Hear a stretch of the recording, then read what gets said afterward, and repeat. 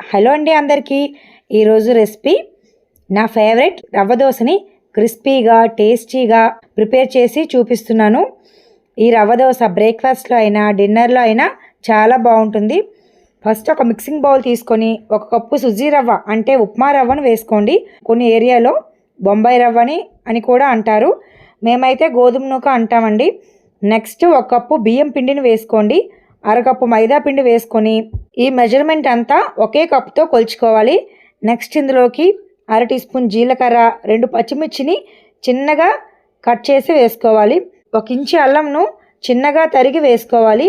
కొంచెం కరివేపాకుని, కొంచెం కొత్తిమీరని చిన్నగా కట్ చేసి వేసుకోండి. కరివేపాకు కొత్తిమీర ఈ రవ్వ దోశలో ఫ్లేవర్ చాలా బాగుంటుంది. 1 ఉల్లిపాయను చిన్న ముక్కలుగా కట్ చేసి వేసుకోవాలి. రుచికి తగినంత ఉప్పును వేసుకోండి.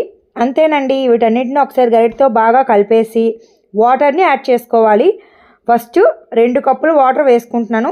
వాటర్ వేసాక ఒకసారి బాగా కలిపేసి మిగతా వాటర్ కూడా వేసుకొని ఉండలు లేకుండా బ్యాటర్ని బాగా మిక్స్ చేసుకోవాలి. నేను టోటల్గా 3.5 కప్పులు వాటర్ వేసుకున్నాను. రవ్వ దోశకి బ్యాటర్ కన్సిస్టెన్సీ పల్చగా ఉంటేనే దోశ క్రిస్పీగా బాగా వస్తుంది. వాటర్ వేసా గరిటతో ఒకసారి బాగా కలిపేసి మూత పెట్టి 20 నిమిషాలు రెస్ట్ ఇవ్వండి. 20 నిమిషాలు అయ్యాక మూత తీసి చూసారు కదా, వాటర్ అంతా పైకి తేలిపోతుంది, బ్యాటర్ అంతా కిందకి చేరిపోతుంది. అప్పుడు ఒకసారి గరిటతో బాగా కలిపేసి కొంచెం కన్సిస్టెన్సీ థిక్గా ఉన్నట్లు మీకు అనిపిస్తే 2 టేబుల్ స్పూన్లు వాటర్ వేసుకోండి, లేకపోతే అవసరం లేదు. ఒకసారి గరిటతో బాగా కలిపేసి బ్యాటర్ కన్సిస్టెన్సీ వీడియోలో చూపిస్తున్నట్లుగా ఉండాలి. ఇప్పుడు బ్యాటర్ రెడీ అయిపోయింది.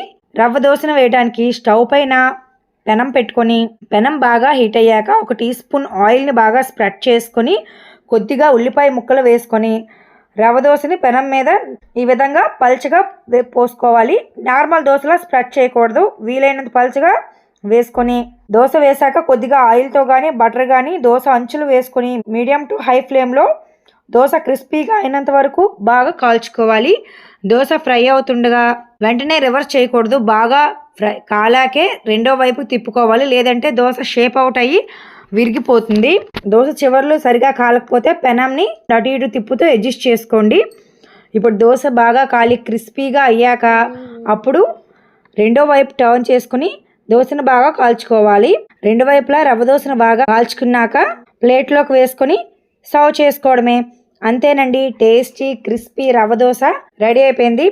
పల్లీ చట్నీతో అయినా టమాటో చట్నీతో అయినా ఈ దోశ చాలా టేస్టీగా ఉంటుంది. ఈ చట్నీ రెసిపీలు మీకు కావాలంటే డిస్క్రిప్షన్లో లింక్ ఇస్తాను, చెక్ చేయండి. మన ఛానల్లో ఆల్రెడీ చాలా చట్నీ రెసిపీస్ పోస్ట్ చేశాను, చాలా టేస్టీగా ఉంటాయి.